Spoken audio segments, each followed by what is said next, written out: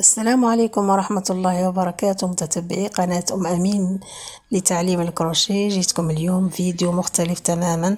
جيت نوري لكم كيفاش نطيبوا المحجوبة البسكرية.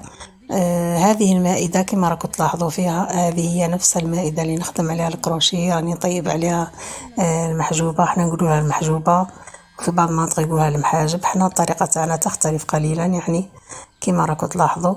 ونهزها في يدينا. انا حاولت يعني نصور بنهزها في يدي، ولكن كان ذراعي يبان، لهذا السبب يعني صورت لكم ديريكتوم وحطيتها. يعني بنتي كانت تصور فيا، حطيتها في الطاوة يعني. وان شاء الله شهيتكم في الجنة. فقط حطيت هذا الفيديو. قلت ننوع شوية في القناة. اذا كنتم موافقين اني ننوع شوية في القناة، حطوا لي في التعليقات، قولوا لي راكم موافقين. واذا كنتوا تفضلوها خاصة فقط بالكروشيه، ايضا حطوا لي تعليق ووضحوا لي ذلك، ونقول لكم شهيتكم في الجنة. والسلام عليكم ورحمة الله وبركاته.